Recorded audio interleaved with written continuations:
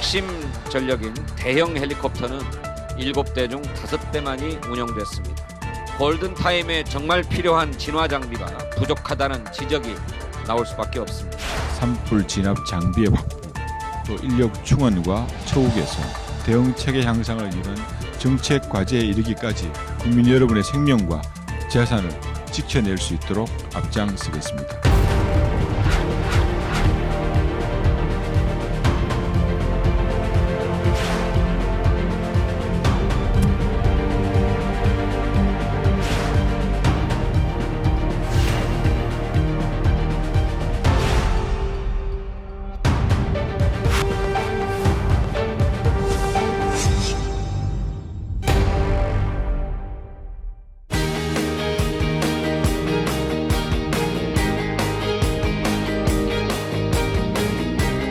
여러분 안녕하십니까? 정관용입니다.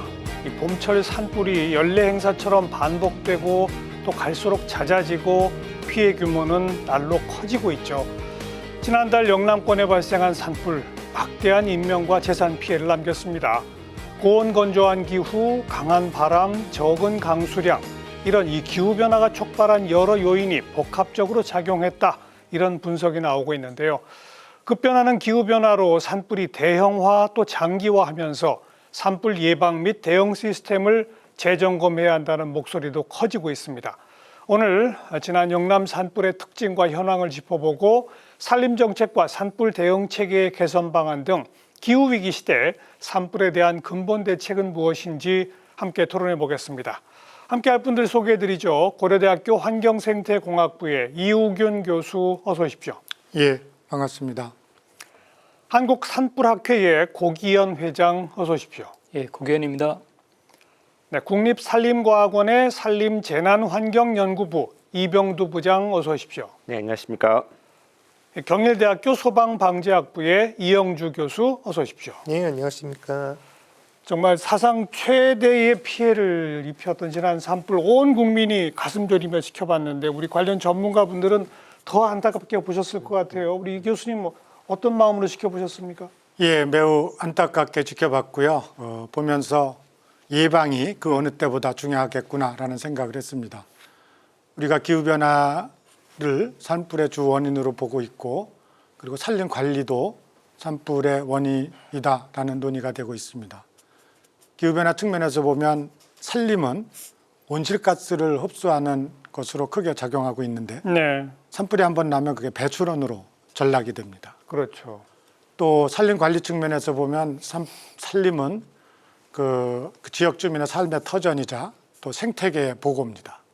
근데 산불이 한번 나면 그 삶의 터전과 생태계 보고가 한 번에 없어지는 그런 사라지죠. 그 악영향이 있기 때문에 그 난 다음에 대응도 물론 중요하지만 예. 안 나게 하는 것이 최고겠구나라는 생각을 했습니다. 고기현 회장님은? 예, 저도 개인적으로 산불을 현직에 있을 때 96년도 고성 산불이 컸죠. 그리고 2019년도 또 속초 고성 산불이 있었는데 그때도 아주 컸습니다. 공직자 출신이시잖아요. 예, 그렇죠. 그래서 울진을 또 덮쳤던 또 대형 산불도 있었는데 문제는 다 동해안권에 이렇게 그 치우치던 초대형 산불이었는데 지금은 보시다시피 내륙으로. 영남 내륙입니다. 그래서 그동안 또 그 대형 산불이 있을 때마다 또 대책을 또 나름대로 했는데 이 부분들이 이번에 많은 피해를 내면서 우리 사회자님 말씀했듯이 재점검을 해야 될 텐데요. 그렇죠. 이번 기회에 필요한 대책뿐만 아니라 충분한 대책들이 좀 있었으면 좋겠습니다. 이병도 부장님. 네, 저는 뭐 산불 행동학자로서 참 많은 걸 느꼈는데요. 이번 산불은 많은 기록을 남겼죠. 가장 빠른 산불, 그다음에 가장 넓은 연소 면적, 그리고 무엇보다도 가슴 아팠던 가장 많은 피해, 인명 피해가 발생한 산불이었죠.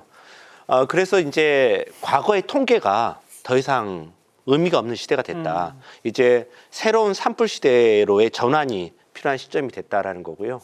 또 기후변화로 인해서 산불의 파괴력은 가면 갈수록 커지고 강해지고 있는데 과연 우리의 대응력은 어떻게 될 것인가, 따라가고 있는가, 뒤처져 있는가에 대한 예. 새로운 이렇게 자문을 하는 계기가 되었습니다. 이영주 교수님. 예, 뭐 많은 피해 남기고 산불은 꺼졌습니다만 사실 가장 안타까운 건 피해 면적보다 뭐 또 피해에 대한 여러 가지 상황들보다도 인명 피해가 많이 발생했다라는 점. 기존까지의 산불들은 피해는 크더라도 인명 피해가 이렇게 많이 발생하는 이런 유형의 재난들은 아니라고 인식되어 왔는데 이렇게 산불이 대형화되면서 앞으로는 이제 인명 피해에 대한 부분들 우리가 훨씬 더 많은 관심과 또 신경을 써야 되는 상황이라고 봅니다. 불은 우리가 이번 상황에서 보면 불은 우리가 인간이 제어할 수 없는 이런 통제할 수 없는 수준에 이르르고 있기 때문에 사람에 대한 통제 또 사람에 대한 대피 이런 부분에 오히려 우리가 역량을 좀 더 집중해야 되지 않을까 하는 생각을 네. 했습니다. 이번 산불의 특징을 좀 분석해 봐야 되는데 조금 아까 우리 이병두 부장께서 새로운 산불 시대라는 네, 네. 표현까지 쓰셨어요. 네, 네. 어떤 의미에서 그런 표현을 쓰신 겁니까? 이번 산불의 특징이 뭐예요? 이번 산불의 특징은 결국은 초고속 산불이었거든요. 그러니까 지금까지 통계로 봤던 속도를 뛰어넘었죠. 그러니까 뭐 2019년에 고성 속초에서 산불이 시간당 한 5.2km로 확산됐다고 하는데 지금 정밀하게 분석하면 속도가 더 빨라질 것 같지만 이번 산불 같은 경우는 8.2km로 확산됐거든요. 이러다 보니까 우리의 그 대피 체계가 작동하기 전에 이미 산불이 와버린 거죠. 그러니까 산불의 확산 속도와 대피 속도를 비교해 보면 우리는 졌다 이번에 확산 속도에 뒤졌다 이렇게 말씀드릴 수 있습니다. 그렇게 빨라진 이유가 뭐예요, 그러니까? 결국은 이제 그 고온 건조였죠. 평년보다 10도나 높았고, 그 다음에 굉장히 건조한 상태가 유지됐었고, 그러면서 이제 남고 북쪽의 기압 배치로 인해서 그쪽 일대에 빠른 바람이 들어왔죠. 그래서 우리가 초속 한 17m 이상을 태풍이라고 하는데 현장에서는 27m가 넘었고. 그 다음에 사람이 몸을 못 가놓을 정도로 많이 바람이 불었고 이로 인해서 이제 불이 날아다녔죠. 그냥 비화라고 하는데 불이 날아다니면서 불이 이렇게 지표면을 타고 확산되는 게 아니라 불이 날아다니면서 그냥 계곡을 건너고 하천을 건너고 거기에 있는 안동댐을 건넜거든요. 그러니까 이제 우리가 지금까지 상상할 수 없었던 속도로 빠르게 산과 집을 네. 덮쳤다 이렇게 보시면 됩니다. 그게 다 기후 변화랑 관련이 있습니까? 예, 그렇죠. 그렇게 빠르게 하는 것도 있지만 또 일찍 온 것도 있습니다. 과거에는 산불이 4월 달에 4월 5일 식목일 이럴 때 발생됐는데 지금은 3월 22일 날 발생되지 않았습니까? 그리고 22년에 울진 산불도 3월 4일에 발생이 됐고 그러니까 이제 봄이 일찍 오는 겁니다. 그 계절 길이의 변화라고 그러는데 기후 변화로 인해서 겨울이 지나고 봄이 빨리 오면서 또 갑자기 따뜻해지거든요. 그날의 온도가 거의 20도가 넘은 거로 제가 기억합니다. 이제 그렇게 되면서 산불의 위험성은 높아지고 또 따뜻하니까 사람도 많이 나가고 그러면서 굉장히 위험해지게 된 거죠. 어떻게 보세요? 예, 그 바람의 속도, 확산 속도가 이제 빨랐다고 하는데 그런 현상들은 2019년도 고성 속초 산불에서도 한 5km 정도의 속도니까 늦진 않죠. 사람이 피할 수 없는 정도인데 그런 부분들이 또 울진 산불 때도 바람의 영향을 좀 받아서 확산되는 또 경향들이 있거든요. 그래서 그렇게 이번에는 특별하지만 바람은 항상 빠르다. 대형 산불이 나타날 때 그래서 저는 이제 그런 특성들을 예측을 해서 대피나 시설물 보호에 더 중점을 둬야 된다 이렇게 좀 말씀드립니다. 네. 저는 말씀하신 대로 강한 바람들 이런 것들이 상당히 산불 확산에 굉장히 또 대형화되는데 기여를 했다고 보는 부분도 있고요. 또 다른 한편으로는 사실 주풍향으로 봤을 때 또 주풍속으로 봤을 때는 이 지역의 산불 기간 동안에 동해안의 산불처럼 굉장히 강한 풍속이 예고되거나 이러진 않았었습니다. 실제로는 강했어야 한 7, 8m, 초속 7, 8m 정도인데 실제로 근데 현장에서는 느끼는 이런 바람의 강도는 훨씬 달랐거든요. 이를테면 소위 아까 말씀드린 현장에서는 거의 27m, 초속 27m 이상의 강한 바람들도 불고 또 바람이 방향이 그때그때 수시로 바뀌면서 굉장히 진압이라든지 또 확산 방향을 예측하기 어려운 상태에서 확산이 되는 이런 과정들이 이어졌거든요.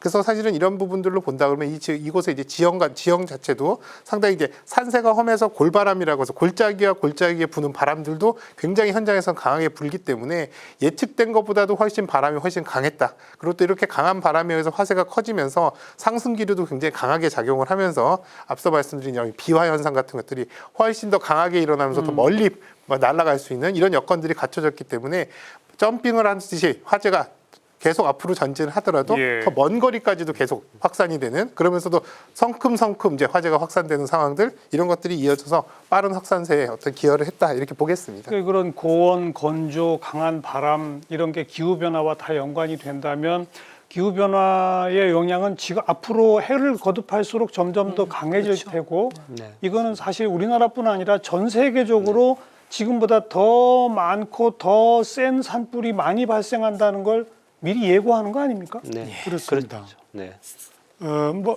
전 세계적으로도 그렇고 특히 우리나라도 그런 현상인데요. 기후변화 특징은 그 극심한 것이 더 극심해진다는 거거든요. 그러니까 우리가 갖고 있는 지금 봄철의 고온, 건조, 그리고 바람 이런 것들은 더 심해질 것이고 그렇기 때문에 산불의 빈도와 규모도 더 심해지고 커질 것이다라는 거잖아요. 그런 측면에서는 산불의 그 예방과 대비를 위한 전면적인 이런 대전환이 필요한 시점이라고 생각이 됩니다. 뭐 일부 학자들은 뭐 몇 년도가 되면 지금보다 몇 % 증가 이것까지 숫자가 나오던데요. 예, 맞습니다.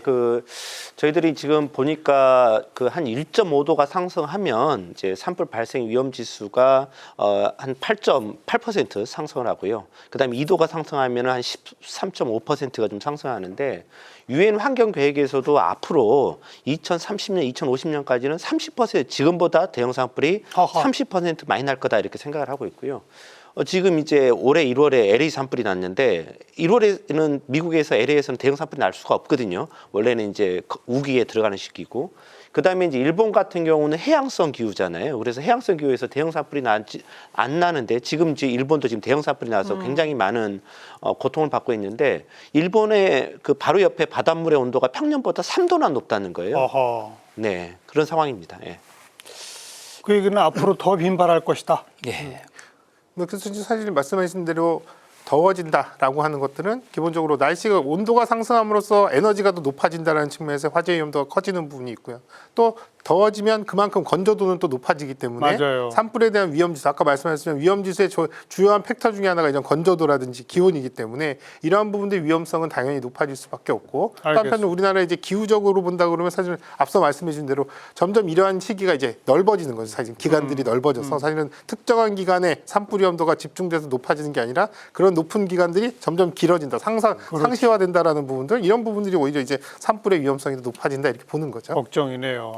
근데 제가 좀 말씀드릴 수 있는 거는 기후나 지형적인 요인들에 대해서는 어떻게 단기간 내에 변화시킬 수는 없거든요. 추세이기 때문에. 그래서 저는 이제 대책에서 중점은 할 수 있고 또 피해를 줄일 수 있는 그런 요소의 산불의 특성에 집중하자, 그런 생각입니다. 그래서 저는 산불에 기여하는, 또 발생에 기여하고 또 확산에 기여하는 공통적인 요소가 연료거든요. 그렇죠. 탈 수 있는 것이 없으면 확산도 그렇고 피해 강도도 줄이고 또 발생의 수도 줄어드는데, 연료 문제는 저희가 충분히 할 수 있거든요. 그래서 기후변화 이야기는 정확하게 예측은 해야겠지만 그거에 따라가지 할 수 없다, 이런 것보다는 피해가 예상되기 때문에 사람이 할 수 있는, 정책으로 해결할 수 있는 연료 문제들을 획기적으로 좀 해결하자. 지금 말씀하신 말씀드립니다. 연료 문제라는 게 이번에 많이 지적된 그 침엽수, 소나무가 워낙 많은데 그게 화력수보다 훨씬 잘 탄다면서요? 그 얘기를 하시는 겁니까? 아닙니다. 그것도 포함하는데요.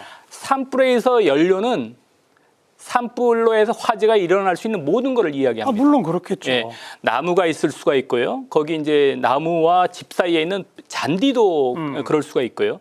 또 산림 연접해서 있는 주택들, 목조 주택도 또 일반 주택들도 다 탈 수 있는 물건들이기 때문에 그런 부분에서 산불과 접하는 연료물들이 많을수록 대형화된다, 말씀을 드리는 겁니다. 그래서 나무뿐만 아니고 전체적인 사회 구조를 산불의 대형화 추세에 감안해서 안전하게 이격 공간도 조성하고 내화 건물도 짓고 또 수종도, 침엽수 이야기를 하시는데, 저는 기본적으로 안 타는 나무는 없다고 보거든요. 물론. 빨리 타는 거죠.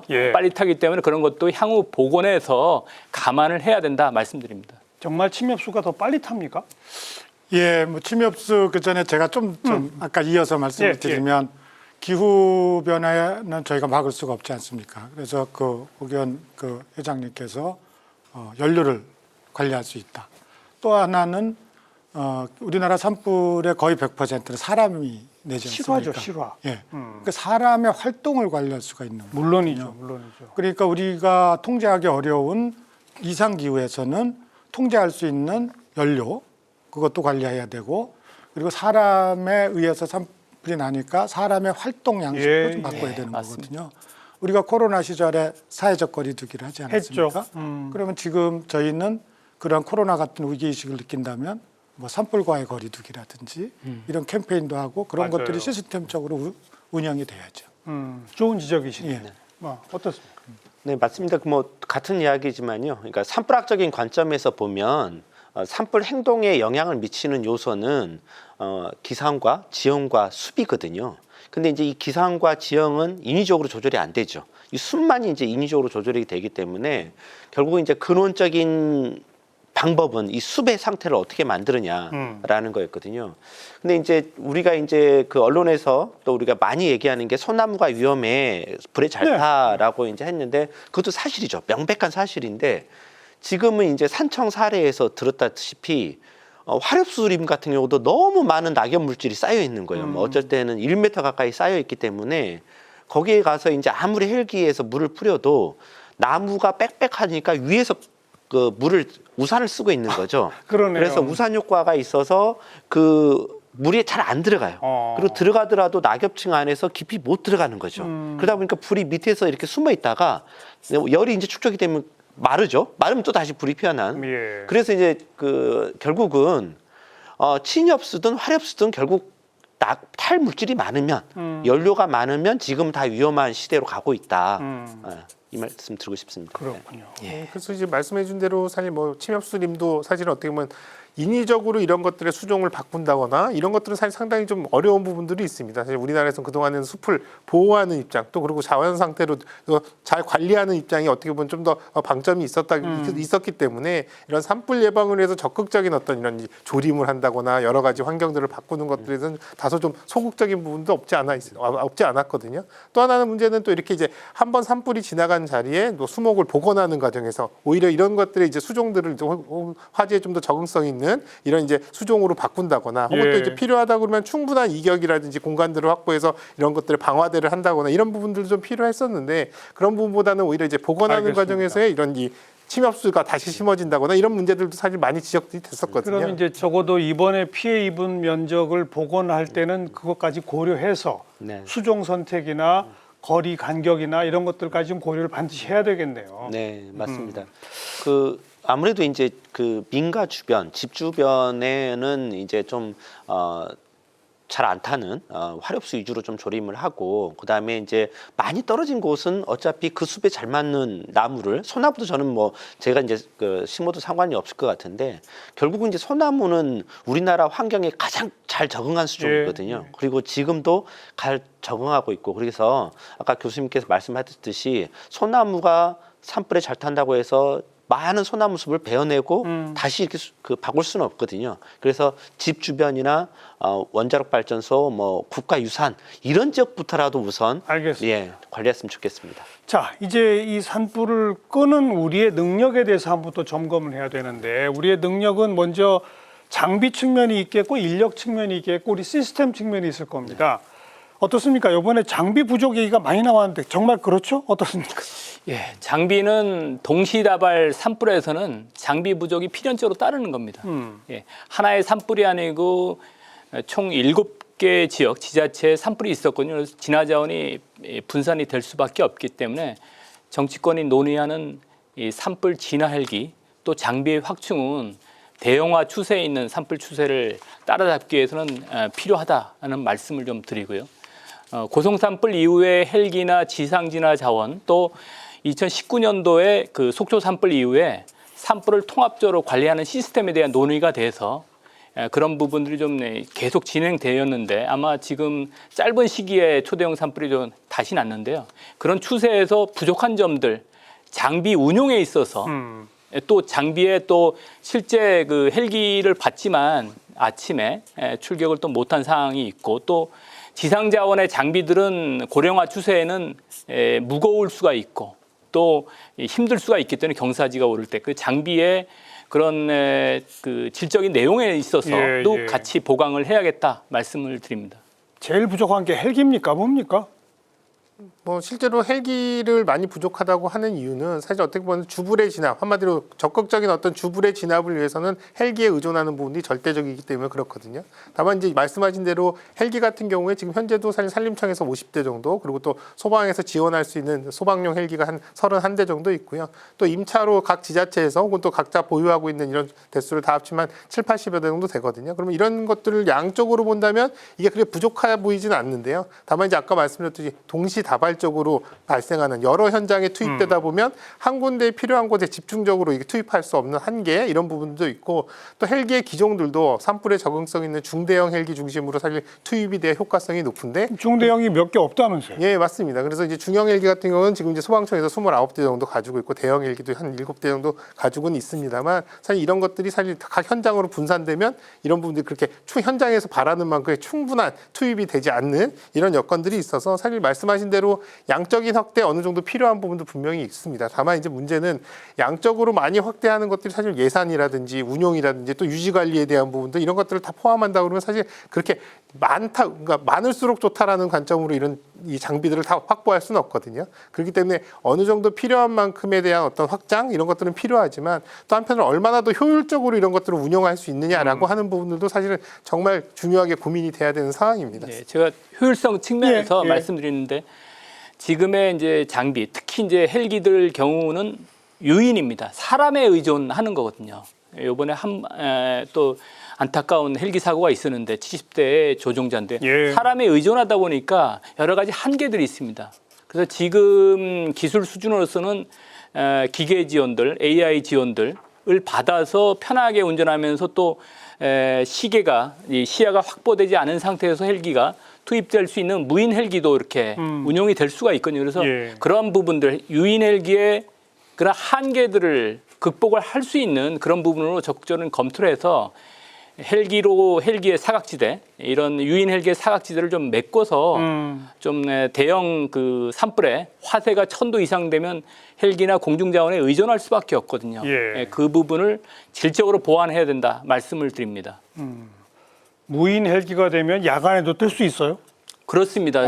무인 헬기는 뭐 무인 헬기 플러스에서 이제 드론, 무인기를 또 이야기를 하는 거거든요. 예. 그래서 그런 부분들은 24시간으로 해서 무인이기 때문에 센서나 프로그래밍화 해서 하는데 네. 그런 부분들은 헬기의 이런 이 많은 물투하량을 또 프로그래밍해서 군집 비행을 한다고 하면 어느 정도 극복을 할 수 있다고 생각이 됩니다. 또 이번에 보도를 보면 미국 같은 데는 헬기는 아무래도 그 물을 퍼나를 수 있는 양이 제한되는데 헬기보다 훨씬 큰 그냥 비행기에 물을 가득 채워서 하면은 한꺼번에 훨씬 많은 물을 뽑을 수 있다는 그런 얘기가 나오던데 네. 미국 같은 나라는 있다면서요? 네, 맞습니다. 그 미국은 이제 워낙 광범위한 면적에서 산불이 나고 캐나다도 마찬가지고요. 그래서 비행기로 많이 끕니다. 비행기로 많이 끄고 그다음에 이제 민가 주변들 같은 경우는 이제 헬기를 많이 이용하는데 저는 이제 좀 고정익 비행기도 이제는 도입을 적극적으로 검토를 해야 된다.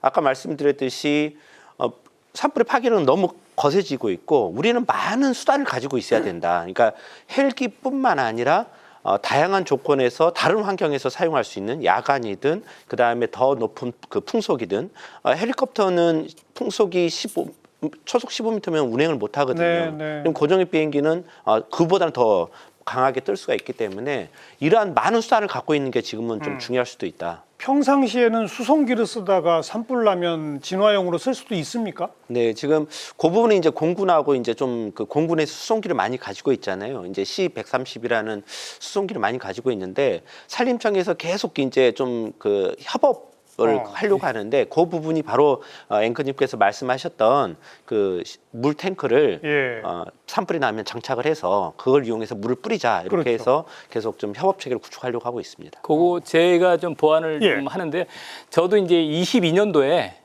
그 울진 산불을 경험하고 원전이 또 위협이 됐기 때문에 보강 수단으로 해서 미국의 그 같은 해 8월 달에 가서 C-130의 운용 사항을 봤거든요. 그래서 물살포를 15,000리터 이상을 합니다. 그리고 또 전략적으로 좋은 게 야간에 비행하면서 보호 지역도 또 리타던트로 이렇게 도포를 할 수가 있거든요. 넓은 지역에. 그게 전략적인 자산인데 한 번도 운용을 하지 않았기 때문에 공군에서는 좀 부담이 될 텐데 이번 산불에 좀 그 헬기도 또 못 뜨고 예, 강풍 상황 예. 여러 지역에 또 문화재 이런 위협하는 상황에서는 우리 이병도 부장 얘기했듯이 전략 자산으로서 고정기 또 공군이 갖고 있는 그 항공기 중에서 좀 여유 자원들을 그렇죠. 재난 쪽으로 해서 좀 지원을 하면 좋겠다. 그런 말씀을 좀 드립니다. 그래서 다음 주에도 그런 토론을 또 하거든요. 국회에서. 해야죠. 네. 한마디로 대형 헬기와 항공기를 도입해서 산불 진화에 투입할 필요가 가장 절실하다. 지금 네 분 다 그걸 동의를 하시는 거고. 산불 진화 인력 면에서는 이번에 보니까 연세 드신 분들이 이렇게 많아요. 왜 그렇습니까? 저는 아까 이제 예방 측면에서 말씀드리면 초등 진화가 매우 중요한데 저희가 지금 산불 전문 예방 진화대라고 있고 산불 감시원이 있는데 이게 공공근로사업이나 공공근로사업 취약계층 뭐 이런 쪽으로 좀 운영되는 경향이 있어서 전문 인력이 아니군요. 뭐 전문 인력이긴 한데 이제 운영하면서 이제 그런 측면이 있어서 그런 것들을 좀 더 이제 전문화할 필요가 있고요. 그리고 이제 상시화할 필요도 있다 이렇게 저는 생각을 합니다. 어떻게 돼요? 인력 문제는?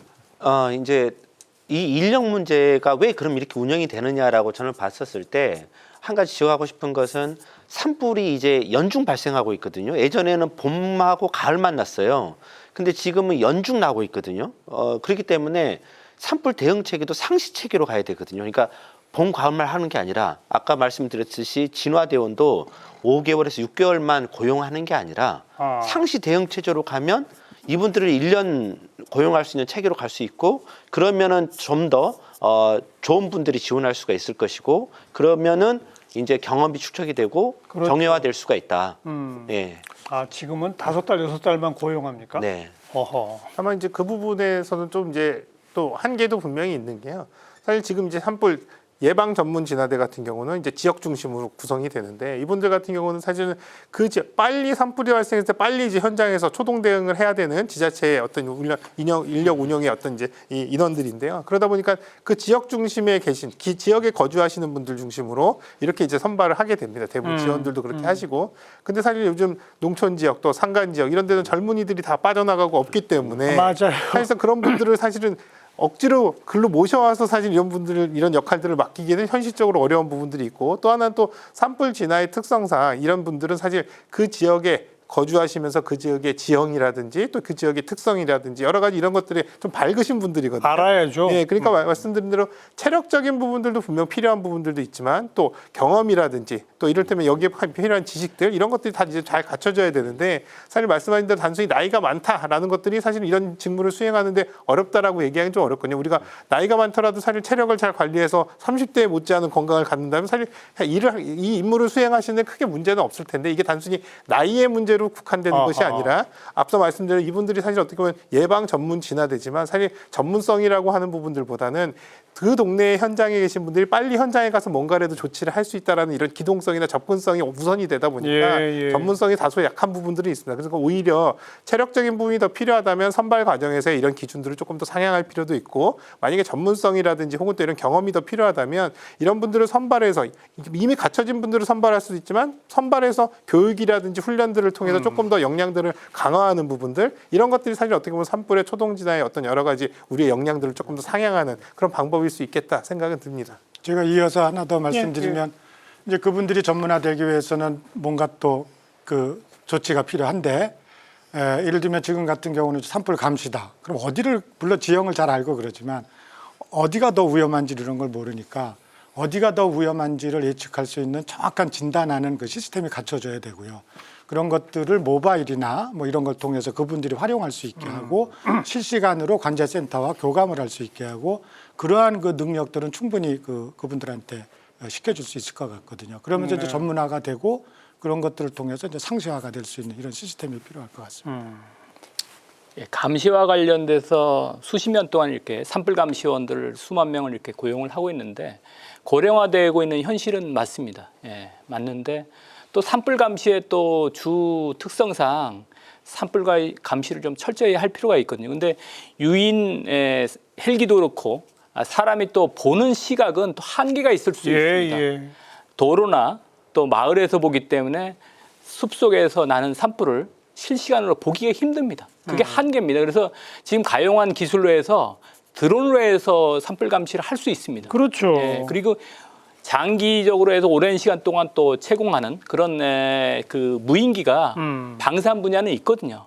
그런 것들을 이렇게 이 재난 분야에 도입을 한다고 하면 유인의 한계, 유인 감시원의 그렇죠. 한계를 극복할 수 있다. 그래서 조기 발견은 또 조기 대응으로 이어지거든요. 그래서 인력적인 측면에서도 그런 현실들 감안해서 향후에 투자에 있어서도 유인과 무인을 좀 결합하는 감시 체제가 필요하다 말씀드립니다. 그런데 우리 그 인구 구조의 변화를 감안하면 현장 지형도 잘 알고 즉시 투입 가능한 젊은 전문 인력을 대폭 확충한다는 건 매우 어렵겠군요. 맞습니다. 예. 근본적인 한계가 있군요. 제가 뭐 좀 다른 아이디어이긴 네. 하지만 산불 감시가 단순히 산불이 어디가 나나 연기가 어디가 나 이런 것도 있지만 대부분 다 사람의 활동에 의해서 산불이 난다고 그러지 않습니까? 그러니까 사람의 활동을 제한하는 거. 감시하고 또 그분들한테 주의도 주고 이런 역할도 충분히 예방 활동에서 해야 되거든요. 그러면 그분들이 그 봄날에 그렇게 많이 활동하러 나오시는 분들을 다 할 수가 없지 않겠습니까? 그럼 나가시는 분들이 잠재적 실화 가능성 있는 분들이 아니라 그분들이 감시자가 될 수 있는 이런 시스템 전환도 저희는 필요하다고 생각합니다. 요새 모바일 다 갖고 있으니까 그렇죠. 제가 아까 말씀드린 대로 어디가 더 위험한지를 그 시스템을 갖추고 그것을 그 지역에 가시는 분들한테 또는 실시간으로 전에 그 코로나 네, 확진자 네. 하듯이 그것을 알려주면 그분들 스스로가 산불에 주의할 수 있는 이런 인원이 되고 또 서로들 주의도 할 수 있고 이런 시스템을 갖추는 게 필요하다고 생각이 됩니다. 네. 우리가 이제 불 끄는 능력을 진단하자 그러면서 장비와 인력 이렇게 말했는데 산불의 경우는 인력보다 장비가 우선이죠. 그렇습니까? 그렇죠. 그죠? 아무래도. 예, 맞습니다. 사실은 뭐 우리가 공중 진압 같은 경우는 이제 헬기라고 하는 이런 이제 좀 그래도 강력한 수단이 있긴 합니다만 지상 진압에 관련된 부분들은 사실 이분들이 아무리 아까 공중 진압되건 특수 진압되건 이런 분들이 가지고 산불을 맞서 싸워야 되는 장비 자체는 상당히 열악할 수밖에 없는 게요. 다 기본적으로 높은 산까지 또 험한 산까지 가지고 가려면 무거운 장비, 뭐 예. 대형화된 강력한 장비들, 또 뭐 소방차나 물차 같은 것들 끌고 같이 올라갈 못 수 가죠. 없거든요. 그러다 보니까 사실은 그분들이 화마랑 싸우는데도 쓸 수 있는 장비라고 하는 게 굉장히 물도 뭐 사실 충분하지 않고 또 방어 장비도 그렇고 이런 부분들이 한계가 분명히 있거든요. 그래서 오히려 우리가 야간이라든지 이렇게 공중 진압이 어려운 시기에 지상에서의 적극적인 진압의 어떤 역할들을 조금 더 요구를 한다면 이분들이 그렇게 활동할 수 있는 여러 가지 여건들을 갖춰줄 필요도 분명히 있거든요. 그렇기 때문에 만약에 이분들이 무거워서 장비를 못 가지고 간다면 장비를 조금 더 가볍게 만들어서라도 이분들한테 드려야 되고 예. 이분들의 방호복이 활동에 불편하고 무겁다면 훨씬 더 활동성이 좋고 또 방호가 될 수 있는 이 방호복들도 만들어서 드려야 되는 게 사실 맞습니다. 근데 단순히 이런 것들을 안 드린 상태에서 열심히 가서 싸워라라고 하면 총을 안 주고 그냥 전장터에 내보내는 거랑 똑같거든요. 그래서 우리가 지상 진압의 전력을 강화한다는 것들을 기대한다면 그거에 맞는 여러 가지의 기술들 또 그리고 그런 것들을 동원해서 할 수 있는 여건들을 갖춰주는 부분들 그래서 이런 부분들은 장비적인 측면도 있고 또 이런 장비들을 운용하기 위한 길의 확보, 그러니까 접근성의 확보가 굉장히 중요하거든요. 그게 그렇다고- 임도라는 거죠. 예, 맞습니다. 그러니까 이런 접근성의 확보의 핵심은 이제 임도기 때문에 이런 임도의 확보까지도 사실은 이런 지상 전력에 대한 어떤 확보에 대한 부분들이 굉장히 중요한 연관성을 갖는다 이렇게 보겠습니다. 근데 뭐 이번에도 저희도 새롭게 알았습니다만은 뭐 유럽이나 이런 데에 비해서 우리는 산에 있는 임도 비율이 매우 낮더라고요. 그런 차이는 왜 생기는 겁니까? 뭐 실제로 이제 외국 같은 경우는 사실은 뭐 이 임산 자원 임도라고 하는 게 꼭 재난 상황에서만 쓰는 상황들이 아니라 자원 채취를 예. 위해 쓰는 거죠. 자원 채취도 그렇고 여러 가지 뭐 활동들을 위해서 다목적으로 이렇게 이제 이 임도들을 확보하는데요. 외국 같은 경우는 그런 부분들의 자원의 활용이라든지 이런 삶에 대한 이용들에 대한 부분이 일찌감치부터 적극적으로 이제 이 개발이 되다 보니까 임도라든지 이런 것들의 확보가 충분하고 또 그런 것들이 또 재난 시에 충분히 사용될 수 있을 만큼의 이제 확보가 되어 있는데요. 우리나라 같은 경우는 뭐 최근 통계를 보면은 일본이나 미국에 비해서 한 3분의 1 수준보다도 더 낮게 임도가 확보되어 있다라는 부분들이 알려지고 있는데요.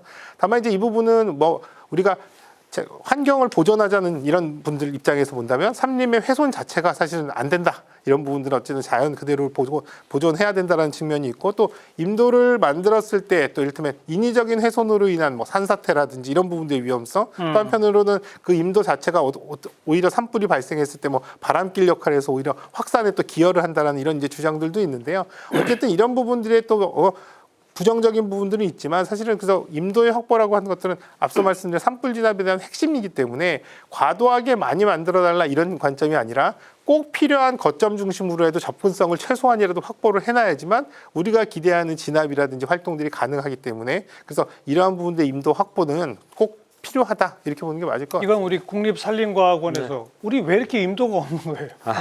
예, 아무래도 이제 그 산불 방지 임도를 많이 좀 확보를 하려고 하고 있는데 여러 가지 지금 그 좀 사회적 갈등 부분이 있는 것 같아요. 교수님께 잘 지적했듯이 이제 임도를 이제 신설하는 부분에 대해서는 많은 좀 반대들도 있었고요. 그러다 보니까 그래도 이제는 이제 산불 방지 임도에 대해서 좀 많이 알려졌고 그러다 보니까 좀 이제 적극적으로 지금 하고 있는 그런 단계인데요. 그런 이제 임도의 필요성에 대해서 이제 말씀들을 하셨는데 결국은 이제 산불의 가장 그 좋은 효과는 언제가 나타나냐면 헬기에 공중에서 물을 뿌려주고 밑에서 그 잔불을 딱 정리해서 다시 안 살아나게 꺼져버려야 되거든요. 근데 공중에서 물만 뿌리고 지상에서 작업을 안 해주면 다시 살아나거든요. 그래서 계속 반복이 되는 거죠, 이 과정이. 근데 임도가 있으면 결국은 진화 차량이 올라갈 수 있는 거고 차량이 간다는 건 물이 간다는 거거든요. 그렇죠. 그러니까 물이 가면은 이 호흡을 맞출 수가 있죠. 그러면은 진화 헬기가 두 대 필요할 게 한 대가 필요할 수가 있다는 거죠. 그래서 그런 부분에 있어서는 이 접근도 확보가 굉장히 중요하다. 우리 산의 어떤 산세나 지형 때문에 임도가 상당히 어렵다 이런 건 없습니까?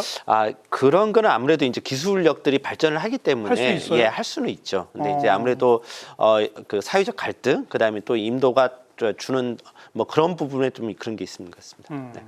저는 이제 임도 측면을 그 진화대원들이 이렇게 작업을 해서 산불을 끄는 그런 용도뿐만 아니고 말씀드렸듯이 또 산불이 대형화되는 원인이 숲의 그 낙엽들, 또 나무가 이제 심은 지 50년 정도 지나면 법적으로 이렇게 벌채를 허용하는 벌기령이 있거든요. 예. 그런데 그 연료 차원에서 또 자원 차원에서도 제거를 한다 그래도 임도가 없으면 작업이 안 됩니다. 안 되죠. 안 되죠. 그래서 연료 관리에 대한 측면들 또 자원 생산에 관한 측면에서 일거양득으로 해서 임도 사업은 좀 확대가 돼야 된다 말씀을 드립니다. 어찌 보면 그 우리나라는 필요한 그 나무를 상당 부분 다 수입하는데 우리 산에 있는 나무를 우리의 자원으로 활용하는 이런 측면에서 좀 부족했던 거 아닌가. 그러다 보니 임도도 부족했던 거 아닌가. 이렇게 진단할 수밖에 없는 거 아닙니까? 네, 맞습니다. 자, 그리고 또 하나 이번에 너무 안타까운 게 인명 피해가 너무나 많았다는 거예요. 이 얘기는 대피 시스템에 뭔가 문제가 있는 거 아니냐라고 지적할 수밖에 없는데 교수님 어떻게 보세요?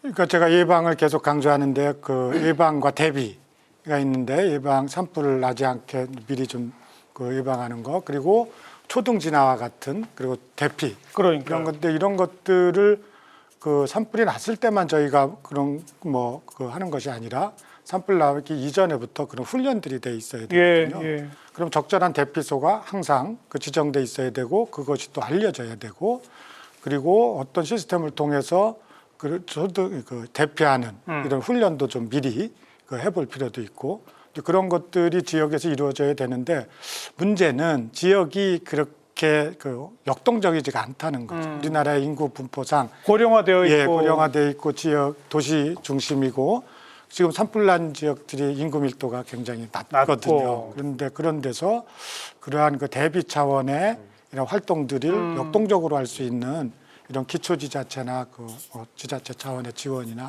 그런 것들이 정책이 필요하다고 생각됩니다. 아까 뭐 사람의 이동 속도보다 산불 이동 속도가 워낙 빨랐다라고 하면 그것까지 미리 좀 예측을 해서 산불이 발화하면 더 넓은 지역에 사는 분들을 다 대피시킬 수 있어야 되는데 뭐 그분들한테 근데 워낙 고령화되셔서 재난 문자 보낸다고 효과가 별로 있을 것 같고 어떻게 해야 됩니까 이거? 이번에 이제 어찌 보면 최악의 상황이었죠. 산불은 빨리 확산이 됐고 그 다음에 이제 중개소도 소실이 돼서 어떤 데는 통신도 안 된 상태였고요. 그 다음에 이제 워낙 빠르게 확산되다 보니까 불이 어디까지 왔는지도 잘 그 속도도 파악을 했고요. 그러니까 처음에 말씀드렸듯이 확산 속도, 대피 속도보다 확산 속도가 더 빨랐다. 그럼 기존의 그 시스템은 단계를 밟아가는 시스템이었거든요. 근데 지금은 이제는 기후변화 시대에는 그런 단계를 밟아가서 대피 경보를 내리기에는 이미 늦을 수도 있다라는 거죠. 그래서 지금 대피 문제는 크게 조기 경보가 이루어지느냐, 두 번째는 결국은 마을 단위에서 자발적인 그 산불 대피 역량이 있느냐 없냐가 많은 부분을 가르거든요. 그러니까 진화대원들이 거기까지 가는 시간에 이미 불이 타버렸거든요. 그렇기 때문에 이 마을 단위에서의 산불 대피 역량을 키우는 방향으로 이제는 갈 수밖에 없다 스스로. 그래서 마을의장과 뭐 청년회장 이런 분들이 중점이 돼서 우리 마을에 산불이 왔었을 때는 일단 어디 경로로 안전하게 대피를 하고 어느 집으로 모이고 그다음에 어떻게 대피소로 간다라는 것들이 이제는 이제 정기적인 훈련을 통해서 정착이 돼야 될 것 같아요. 이게 왜 그러냐면 결국은 아까 너무 불이 빨리 오기 때문에 관에서 나서기에는 늦을 수도 있다. 그렇죠. 물론 이제 관에서도 이 조기 경보를 어떻게 빨리 할 것인가에 대해서 최선의 노력을 다하지만 더 중요한 것은 마을 자체의 산불 대피 역량을 키우는 것이 중요한 화두가 될 수 있다고 봅니다. 예, 저는 또 아까 뭐 워낙에 빠른 화재 확산세 이런 것들이 사실 대피 속도를 따라잡지 못했다는 부분도 분명히 동의는 합니다. 다만 이제 안타까운 부분들은 뭐냐면 이번에 산불로 사망하신 분들의 지역적인 어떤 분포를 보면 최초의 의성에서 발생한 산불이 이제 서풍을 타고 계속 동쪽으로 가거든요. 근데 오히려 피해 인원들이 가장 많이 발생한 건 가장 끝 나중에 확산된 영덕 지역이란 말이죠. 또 신기하게도 동쪽으로 가면 갈수록 점점 뒤에 이제 이 확산이 된 지역인데 그런 지역들이 점점 더 많은 피해들이 발생했다라는 점은 사실 어떻게 보면은 물론 미처 대피하기 전에 너무 빨리 온 부분도 있지만 사실 확산되는 과정에서 우리가 조기적인 어떤 대피에 대한 부분들을 좀 충분히 고려했으면 어땠을까 하는 부분들이 안타까운 부분들이 있거든요. 그래서 이제 앞으로 말씀하신 대로 지역 단위의 대피 이런 능력들, 역량들도 갖춰야 되고 또 일테면 고령자라든지 재해약자에 대한 우선 조치에 대한 부분도 충분히 고려돼야 되지만 어떻게 보면 산불 초기에 발생했을 때 피해 확산이라든지 이런 것들에 대부분 이제 현장의 진압 중심으로 이런 부분들을 우리가 고려가 됐다면 이거랑 동시에 대피에 대한 부분들도 상황 판단에 따라서 이건 예측을 해서 판단해서 결정하기에는 이미 늦고 또 예측이라고 하는 것들이 굉장히 아직까지는 고도화되지 못했기 때문에 이걸 따라잡을 수 없다면 오히려 이런 부분들의 예측보다는 선제적인 대피 중심으로 어떤 체계들을 가동하는 것들 이런 부분도 분명히 필요해 보입니다. 그 의성 산불이 설마 영도까지 가랴 네. 이러다 당한 거 아닙니까? 예, 맞습니다. 그래서 오히려 의성 지역 같은 경우는 처음에 화재가 커지는데도 의성 지역에서는 사망자가 한 분밖에 발생을 안 하거든요. 근데 이게 이 옆에 안동으로 가면 4분, 또 청송으로 가면 4분, 그 옆에 이제 영양으로 가면 7분, 영덕으로 가면 10분까지 사망을 하거든요. 그러니까 이게 어떻게 보면은 정말 신기하게도 이동하는 순서대로 점점점 많아진다는 것 자체는 어떻게 보면은 뒷단에서는 오히려 오는 동안의 시간적인 여유는 어느 정도 더 있었음에도 불구하고 맞습니다. 더 많은 피해를 당했다는 건 이건 정말 우리가 잘 한번 복기를 해봐야 되는 상황이다 이렇게 봅니다. 우리가 우리 회장님께서 외국에 좀 우리가 벤치마킹하고 배워야 할 산불에 잘 대응하는 나라라면 어디를 꼽을 수 있을까요? 그 미국 산불이나 또 호주 산불이 있는데요. 사실은 이제 이 산불의 규모가 더 크기 때문에 훨씬 크죠 우리보다. 거기에는 그 완전 진압이란 개념은 없습니다. 그래서 2달 정도까지 가는데 그들의 산불 진화의 주안점은 시설 보호거든요. 마을 보호. 그래서 예방도 그런 마을을 보호하기 위해서 야생 지역하고 도시 지역을 중간에 인터페이스 관리, 중간에 이격 교류하는 지역들을 연료물들 제거하는 사업으로 하거든요. 그리고 또 산불이 발생했으면 지역의 소방부서에서는 민가 시설들 보호에 위주해 됩니다. 그래서 피해는 있지만 최소한 그 피해를 최소화하는 정책으로 이렇게 나가는데요. 워낙 크니까 완전 진화의 개념 없는데 한국적인 현실은 산하고 민가가 같이 있다 보니까 그래서 이제 산불의 발생에 원점을 좀 타격을 해야 되거든요. 이게 안 꺼지면 마을도 보호할 수 없기 때문에 그래서 산불 진화의 체계가 외국과 달리 한국 같은 경우는 이 마을 보호 이런 부분들은 이제 소방에서 맡고요. 또 산속 깊은 산속에 발생하는 부분에 대해서는 또 산림당국에서 맡고 산림부서에 맡아가지고 역할 분담을 하는 책입니다. 그래서 외국 같은 경우는 마을 인명보호 위주로 돼 있다 이렇게 좀 말씀을 드리고 있습니다. 네. 예, 그래서 사실은 아까 말씀하셨듯이 사실 뭐 미국이나 호주 같은 게 대형 산불 또 뭐 그 이외에 다른 나라들도 사실 우리나라랑 산불을 대하는 태도는 좀 다릅니다. 왜냐하면 다른 나라는 산불이 천재지변으로서 사실은 사람이 어떻게 끌 수 있다라는 이런 재난으로 보진 않거든요. 다만 이제 우리나라 같은 경우는 사실 우리나라에 어떻게 보면 하면 된다라는 또 그리고 또 불이 났으니까 당연히 꺼야 된다는 적극성 이런 부분들 분명히 또 중요한 부분이긴 합니다. 그래서 어떻게 보면 저는 반대로 말씀드려 우리나라처럼 산불을 열심히 끄는 나라도 사실은 많지 않다. 그런데 사실 일반 국민들이 생각하시기에는 야 2, 3일이면 끌 것 같은데 왜 이렇게 오래 못 껐냐라고 생각들을 하시지만 그래도 우리나라 정도처럼 이렇게 불을 적극적으로 사람이 개입을 하면서 제어를 하고 끌려고 하는 노력들을 하는 나라도 많지 않기 때문에 이런 부분들에서는 이 산불의 여러 가지 정책들 또 이를테면 여러 가지 체계들을 갖추는 노력들에 대한 부분들은 또 우리가 너무 이런 부분들을 폄훼할 필요는 없다 이렇게 생각이 되고요. 또 한편 아까 중요한 말씀 하셨는데요. 그래서 사실 어떻게 보면 앞으로 점점 더 강해지는 산불을 과연 우리가 인적으로 더 역량들을 강화한다고 해서 과연 우리가 필요한 시점에 끌 수가 있겠느냐라고 하는 부분들은 사실은 이거 부분은 좀 어려울 수도 있다고 저는 보거든요. 그렇기 때문에 오히려 이번처럼 인명피해가 점점 더 많이 발생하는 것들을 최소화한다면 산불 진압에 총력을 더 기울이는 부분보다는 오히려 이 부분을 약간 좀 배분을 좀 달리해서 인명안전이라든지 시설보호 쪽에 좀 방점을 좀 더 강화를 해야 되지 않을까라고 하는 부분들도 우리가 좀 전체적인 체계라든지 방법들을 찾을 때 고려가 돼야 그분도 되겠습니다. 외국 사례에서 좀 배울 만한 게 있다면. 저 같은 경우는 이제 예방 중심으로 보면 산불을 예측하는 것이 우선은 이제 기상 자료 갖고 예측할 수 있지 않겠습니까? 그러면 그것이 너무 넓습니다. 기상의 범위가 넓으니까.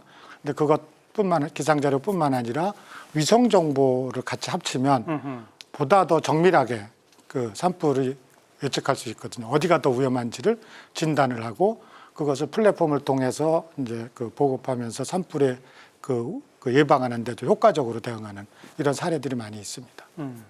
그 호주에서 2019년에 이제 블랙 선데이 산불이 나서 아마 인명 피해가 제 기억으로 한 100명 이상 숨졌을 거예요. 이때 이제 가장 논란이 됐던 거는 어떤 논란이었냐면 대피의 단계였어요. 그러니까 그러니까 준비 단계, 고 대피령 이그 단계를 거칠 거냐, 레디 단계를 거칠 거냐에 대한 논란이 굉장히 컸었거든요.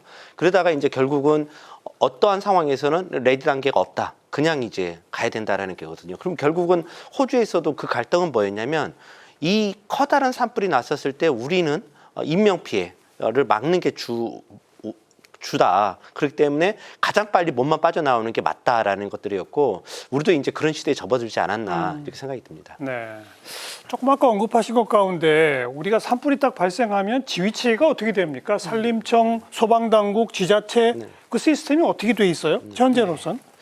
지금 그 모든 재난이 그렇고요. 산불도 마찬가지입니다. 재난에 관련된 원칙을 따르는데 재난의 현장 대응의 책임자는 시장, 군수, 구청장입니다. 지자체장. 네, 지자체장입니다. 왜냐하면 문제가 발생하는 곳이 제일 그 지역이거든요. 지역에 있는 단체장들이 명목적인 지휘권을 갖고 또 거기 밑에 있는 부서장들이 해서 또 보좌를 하는 거거든요. 그래서 이번처럼 동시다발적으로 여러 군에서 발생하면 그때는 어떻게 해요? 여러 군에서 하면 이제 시도지사가 법상으로는 경상북도, 시도지사가 이제 경상남도 이렇게 그 이동하셔가지고 지휘권을 하시고요. 아까 이제 산림청 이제 소방을 얘기하는데 산림청은 이제 법상 산불을 주관하는 기관으로 해서 필요한 지원들은 이제 현장 대책본부에 하도록 돼 있거든요. 법상. 그리고 소방청은 말씀했듯이 장비의 특성을 감안해서 현장 대책본부에 편성돼서 가옥들, 민가들, 인명구조의 사업에 치중이 돼 있습니다. 그래서 그런 법상 체계나 또 현장의 재난 관리 측면에서는 지금 체제인데 저는 뭐 재난 관리의 첫 출발은 예방이라고 봅니다. 근데 그런 저 행정 시스템이 좀 이렇게 뭐 하나로 일어나야 된다거나 그렇게 좀 재조정할 필요는 없나요? 다른 분은 어떻게 보세요? 일단 이제 일원화에 대한 논의가 어떤 일원화 두 가지 측면이 있어요. 그러니까 산불 현장에서의 일원화, 그 다음에 이제 예방 대비 대응 복구의 일원화 있는데 지금 이제 예방 대비 복구는 다 일원화가 돼 있거든요. 그 산림 부서에서 하는 걸로. 근데 지금 이제 법상으로 아까 말씀하셨지 100헥타르가 넘어가면 시도지사고 또 1000헥타르가 넘어가면 이제 산림청장이 지휘권자가 됩니다. 그래서 산림청장 밑에 하나의 텐트 밑에 이제 거기에 소방청, 경찰청, 국방부, 문화유산청, 기상청이 다 들어오게 되는 거죠. 그래서 이제 하루에 3차례, 4차례 정기 회의를 통해서 상황도를 공유를 하고 그 상황도에서의 각자의 역할을 이제 공유를 하는 거죠. 그렇기 때문에 이제 소방청 같은 경우는 민가와 시설을 보호해야 되는 거고, 경찰청 같은 경우는 대피 시 교통이 통제가 제대로 해줘야 되는 거죠. 그래서 대피로가 막혔는데 그쪽으로 가면 되지 않습니까? 예. 그런 역할들을 하게끔 지금 일원화가 되어 있습니다. 그러니까 더 보완할 필요는 없다. 사실상은 이제 여기서의 이제 각자의 역할을 어떻게 더 잘하느냐가 문제인 것 같아요. 그러니까 만약에 이제 산림 같은 경우는 산불을 꺼야 되는 거고, 소방은 시설과 민가를 보호해야 된다는 거죠. 그러니까 각각의 역할을 어떻게 잘할 것인가의 그 거버넌스를 구축해야 되는데, 네. 저는 이제 강원도 동해안 산불 방지센터가 굉장히 큰 그 좋은 사례가 된 것 같아요. 여기에 소방 조직, 산림 조직, 기상 조직, 그다음 지자체 조직이 모여서 협업 체계를 갖췄거든요. 그러니까 이런 협업 체계를 저는 경상북도 권역 아무튼 이렇게 확대해 나가야 된다. 예. 그러면 같은 조직이 돼 버리는 거거든요. 그러면 요렇게면은 아마 그 거버넌스가 더 효율적으로 작동하지 않을까. 저는 이 측면에 약간은 좀 업그레이드를 좀 할 필요가 있는데요. 도식적으로 해서 면적을 기준으로 하는 것들은 저는 약간 다시 재검토를 해야 된다고 봅니다. 그 면적 추산은 사실은 추산이거든요. 그런 부분들인데 이제 저는 현장에서 발생부터 해서 어느 정도 제어를 할 수 있도록 예. 지자체 책임자들이 자원동원이 됩니다. 원인이 되고 그래서 지자체의 명목적인 지위를 다른 이 국가기관들은 도울 수 있는 그런 체제라고 필요한 상황 관리를 해주는 체제로 나가야지 현장에 더 이런 힘을 실어줄 수 있고 또 피해를 예방할 수 있다 그렇게 생각을 해서 논의 자체가 그런 현장을 강화하는 쪽으로 네. 갔으면 좋겠습니다. 뭐 지금도 산불을 이렇게 많이 대응하고 감시하는 와중에 이런 논의가 있는 것은 사실은 좀 바람직하지 않는데요. 끝나고 나서 논의가 된다고 하면 현장을 어떻게 예방부터 해서 대응 복구까지 강화를 할 것인지 현장에 힘을 실어주고 중앙기관에서 필요한 그런 자원들을 요청하면 지원을 해주는 체제로 해서 논의 방향이 정해졌으면 좋겠습니다. 사실 지휘체계 문제 중에 저는 한 가지 좀 꼭 이 산불이 아니더라도 말씀드리고 싶은 건 뭐냐면, 사실 우리나라 지휘체계, 재난 대응 체계는 말씀하신 대로 지자체, 그리고 지대본, 중대본 뭐 이런 식으로 다 체계화가 돼 있거든요. 그래서 이런 것들이 각각 그 지역에서 해당 대응이 안 되면 이제 중대본으로 올라가고 주관기관이 이제 메인이 돼서 이런 부분들을 해 나가는 단계들이 다 있는데, 다만 문제는 우리나라 국민 정서상 이런 것들을 바로 상향해서 중대본이 꾸려지지 않거나 또 누군가가 높으신 분이 직접적으로 이걸 이제 지휘를 안 하면 이게 마치 적극적으로 대응을 안 하는 것처럼 보이는 이런 부분들, 이런 부분들의 시선을 사실 외면할 수가 없기 때문에 마치 이제 현장에 직접 고위 높으신 분이 안 가면 야 이런 것들도 안 챙기냐 이런 이제 여론들이 굉장히 들끓거든요. 그러니까 사실 이건 어떻게 보면은 국민분들께서도 우리나라의 재난 대응에 관련 체계들을 잘 이해하고 계실 필요도 분명히 있습니다. 그렇죠. 재난의 대응은 무엇보다 현장 중심이어야 됩니다. 이제 그 말씀들을 주시는 거고요. 자, 여기서 잠깐 오늘 주제에 대한 데이터의 흐름 살펴보고 마무리 토론 이어갑니다. 빅데이터 이슈 분석 김시온 아나운서가 정리해드립니다. 빅데이터 이슈 분석, 산불을 키워드로 빅데이터를 분석했습니다. 지난 3월 1일부터 3월 30일까지 한 달 동안 뉴스, 커뮤니티, SNS 등에서 집계한 총 정보량은 약 62만 건입니다. 뉴스 정보량의 추이를 살펴보면 3월 26일과 27일 정보량이 많았습니다.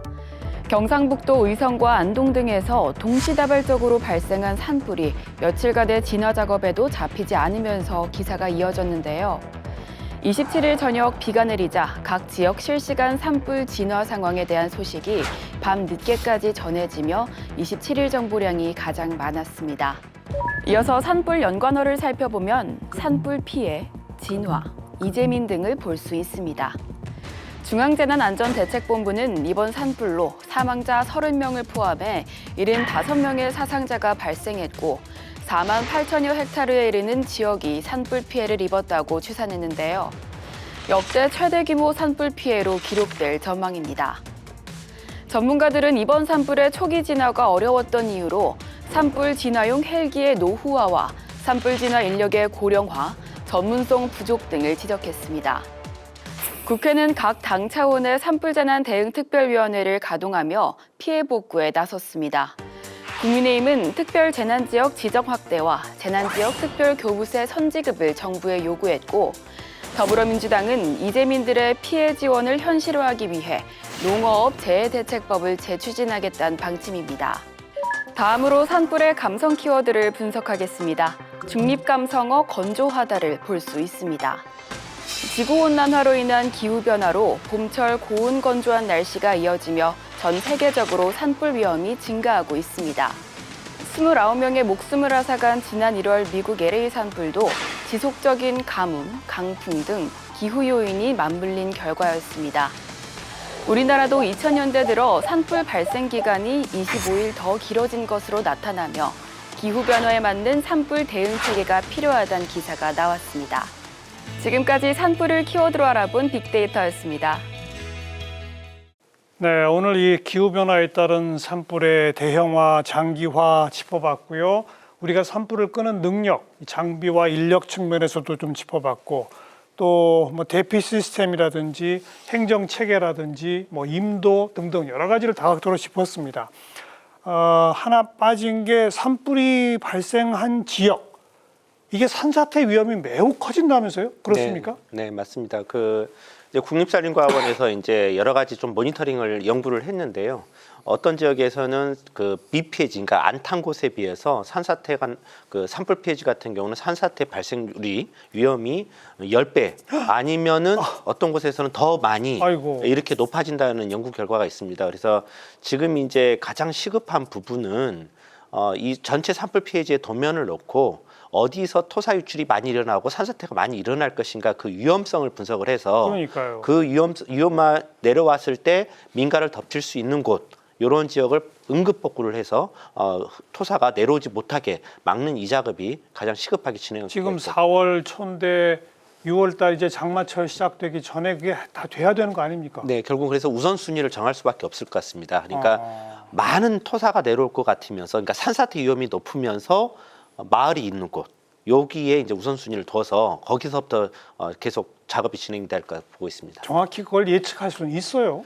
지금 이제 토속류 예측 지도라는 게 있습니다. 그래서 이 토속류 예측 지도가 이미 전국에 대해서 구축이 되어 있는데 다만 여기다 더 가중치를 더 줘야 되겠죠. 왜냐하면 이제 우산 효과가 사라졌거든요. 그러니까요. 이제 비가 직접적으로 토양을 때리고 토양이 그 수분을 머금을 수 있는 능력이 떨어졌기 때문에 더 많은 양이 나오기 때문에 기존의 지도보다도 더 과하게 이 예방 시설을 해야 될 거로 생각됩니다. 네. 지금 산불이 난 이후에 시급하게 할 것은 위성으로 그 전체 산불 지역을 분석을 해서 지금 말씀하신 것처럼 어디가 더 토사 유출이 위험한지를 그렇죠. 파악을 해내야 된다. 그건 분명히 가능하고요. 예. 그 다음에는 이제 거기에 비가 오는 경우에 우리나라 같은 경우는 3시간마다 단기 기상 예보를 하거든요. 그러면 단기 기상 예보가 났을 때 거기에서 어떻게 토사 유출이 될 수 있는지를 시뮬레이션을 해야 됩니다. 그러니까. 그런 상태에서 어디에서 산사태가 날 수 있고 토사 유출이 될 수 있는지를 미리 해보고 거기를 지금부터 좀 초등 조치를 해야 될 필요가 있습니다. 뭐 이재민 분들이 겨우 마을로 돌아가는데 또 산사태가 오는데 이러면 안 되는 거 아닙니까? 최근에는 또 이렇게 대형 산불, 또 이를테면 대형 화재 이후에 이를테면 소화수에 이제 침출이 되면서 이런 것들이 토양을 오염시킨다거나 또 지하수를 오염시켜서 다른 지역의 농작물의 피해라든지 뭐 이런 것들로 이어지는 경우들도 있거든요. 그래서 이런 것들에 대한 또 이제 피해 보상을 또 요구하는 경우들도 있고요. 또 산불로 인해서 이제 대기 환경들이 굉장히 오염이 많이 됐기 때문에 지역 주민들에 대한 건강에 대한 어떤 문제 그렇죠. 이런 부분들도 발생할 수가 있기 때문에 사실은 우리가 산불만 가지고 이제 피해를 집계한다 이런 시대는 지났고 이걸로 발생하는 2차적인 피해 또 사회적인 피해에 대한 부분들 이런 부분들까지도 충분히 이런 수습 복구의 과정에서 좀 우리가 사후 관리. 예, 맞습니다. 그런 부분이 이루어져야 되는 상황입니다. 혹시 오늘 우리가 산불에 대해서 쭉 짚은 것 중에 혹시 빠진 게 또 있습니까? 예, 제가 예방이 중요하다고 아까 말씀드렸는데요. 그리고 이제 기후변화 측면에서 보면 산림은 이산화탄소를 흡수해서 탄소로 저장하고 있는 흡수원이거든요. 그런데 이제 산불이 나면 그것이 배출원으로 된다 그랬지 않습니까? 이번에 의성군 같은 경우 저희가 개략적으로 보면 의성군의 기록에 의하면 그 배출은 약 50만 톤입니다. 근데 의성군에서 산림을 통해서 흡수하는 게 1년에 약 80만 톤이거든요. 그리고 이미 의성군은 탄소 중립에 달성한 기초지자체. 그렇죠. 근데 이번에 의성이 산불 난 지역이 12,000헥타 정도 되거든요.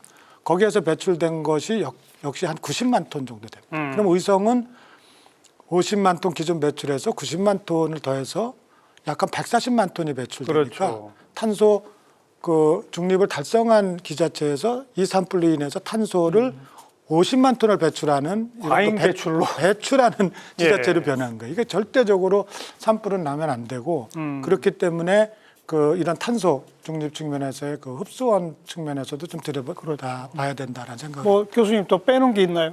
저는 사실 이제 아까 말씀드린 우리가 대피에 관련된 부분들 이런 부분을 많이 말씀드렸습니다만 어쨌든 간에 지금 꼭 산불이 아니더라도 대규모 대피가 필요한 재난들이 이제 점점 늘어날 거란 말이죠. 아까 말씀드린 산사태 같은 경우도 그렇고 또 예를 들면 화학물질 유출이라든지 우리가 또 많이 얘기하는 흔하진 않습니다. 뭐 방사능 유출 시나리오에서도 원거리에 대한 대피 이런 것들이 다 포함이 되어 있거든요. 그럼에도 불구하고 대피가 필요하다라고 해서 이런 것들을 반영해 놓지만 사실 실제적인 기능하는 대피로서의 어떤 역할들 또 한편으로 이 중에서 또 특히 재해 약자에 관련된 부분들을 어떤 식으로 대피할 것이냐 이런 부분들 어떻게 조력할 것이냐 이런 부분도 우리가 좀 더 잘 새겨서 파악을 해봐야 되는 부분이고요. 또 한편으로 이제 재난정보 체계에 대한 부분들도 그전에는 우리가 다 뿌려주면 다 알아서 보겠지라고 생각했던 것들을 사실은 수요자 입장에서 본다면 이런 부분들을 제대로 확인하지 못하거나 받아보지 못하시는 분들도 분명히 있다라는 걸 우리가 이번에 알았으니까요. 예. 어떻게 하면 이런 것들을 정확하게 전달해서 그분들한테 이 내용들을 알게 할까. 그리고 또 이걸 알아야지만 또 행동을 하든지 액션을 할 테니까요. 그래서 이런 부분들까지도 조금 더 우리가 고도화 또 그리고 또 세밀한 어떤 정책들 이런 것들이 좀 필요해 보입니다. 네.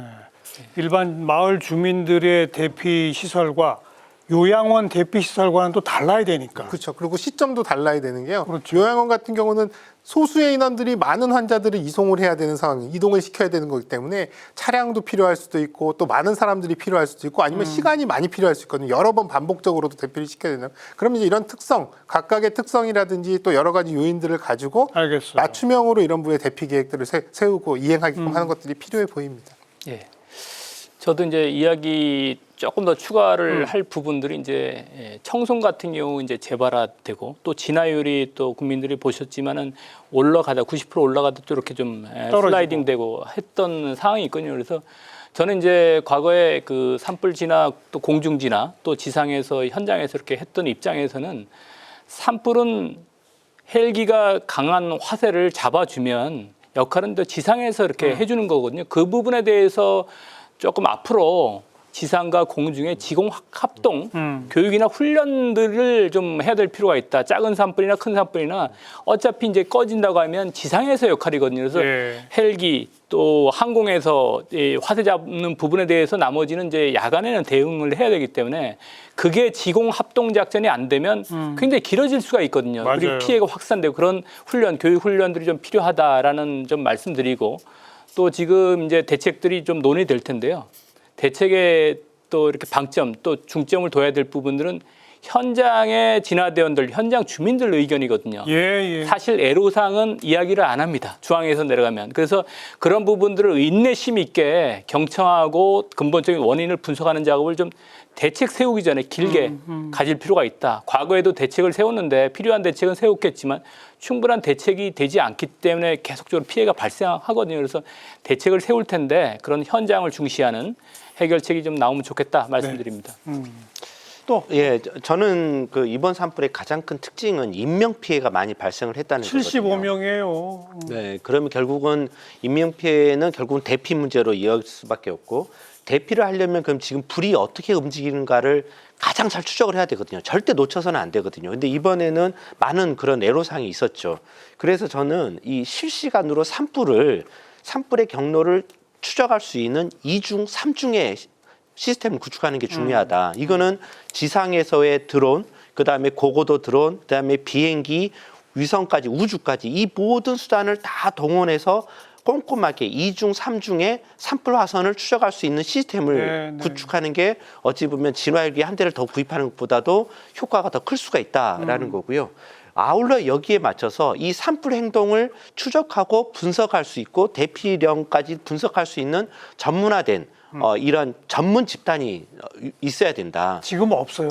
있는데 너무 빈약합니다. 그래서 저는 이 시스템과 이 집단이 구축이 되면 산불을 놓치지 않을 수 있다. 인명 피해를 줄일 수 있는 거죠. 네, 맞습니다. 알겠습니다. 자, 이제 마지막 발언 우리 이영주 교수님부터 뭐 한 1분 이내 30초 정도 짧게 한 말씀씩만 하시고 오늘 정리하겠습니다. 예, 뭐 대형 산불 겪은 이후에 많은 대책들 이런 것들은 또 쏟아질 겁니다. 또 그러면서도 여러 가지 책임론도 있을 건데요. 다만 이제 이런 부분들이 많은 국민들께서도 정부나 지자체에 더 강력한 대응 체계 이런 것들을 요구하시면서도 저는 한편으로는 가장 산불의 원인이 인적인 요인이라면 우리 국민들 스스로도 우리가 어느 정도 얼마나 산불 예방에 그동안 노력을 했는지 반성하고 되돌아보는 이런 기회가 꼭 필요하다고 생각이 됩니다. 국민들의 도움 없이는 산불은 절대로 우리가 맞설 수 없다. 이런 부분들 꼭 명심하셨으면 좋겠습니다. 이병도 부장님. 정말 새로운 산불의 시대입니다. 질적인 변화가 필요한 시대가 왔고요. 과거에 기반한 그 통계에 기반한 모든 정책들은 이제 다시 한번 원점에서 재검토해야 될 거라고 생각합니다. 고기현 회장님. 예. 산불 피해로 인해서 사회적으로 또 국민들이 많이 걱정을 좀 하는데요. 그런 차원에서 이런 산불과 관련된 정책들이 산림관리 정책의 좀 핵심이 되었으면 좋겠습니다. 뭐 산림관리에 산림 정책들이 여러 가지가 있지만 앞으로 더 핵심은 산불 위험들을 어떻게 관리를 해서 숲에 대한 피해, 국민들에 대한 피해를 줄일 것인가 여기에 제일 방점을 두고 또 실질적인 투자를 해야 한다고 생각합니다. 이호균 교수님. 예, 예방이 절대적으로 필요한데요. 예방이 어려운 이유는 예방을 해서 산불이 안 났을 때는 아무런 변화가 없는 거죠. 그 예방 편익이 사실상 내부화가 안 됐다고 표현을 하는데요. 예방 편익은 산불이 났을 때의 피해가 예방 편익이 되는 겁니다. 근데 그것이 그 내부화되지 않고 우리가 어떤 그 시장 가치화가 되지 않았으니까 산불은 항상 좀 등한시되고 났을 때 뭔가를 좀 하는 이런 현상인데요. 예방이 절대적으로 중요한 만큼 산불 예방 편익이 절대적으로 좀 이루어졌으면 좋겠습니다. 네, 이번에 참 뭐 거의 서울 면적 정도가 탔고 75명의 사상자가 났는데요. 내년, 내후년 이거보다 더 큰 산불이 반드시 올 거다. 이런 우리는 예측을 해야 할 것 같습니다. 그래서 지금까지 오늘 우리가 논의한 여러 가지 필요한 조치들 이번에 하지 않으면 더 큰 피해를 우리가 스스로 자초하는 셈이 된다라는 절박한 인식으로 대책 마련에 나서야 할 것 같네요. 네 분 늦은 시간까지 수고하셨습니다. 고맙습니다. 네, 고맙습니다. 다음 시간 또 뵙죠. 안녕히 계십시오.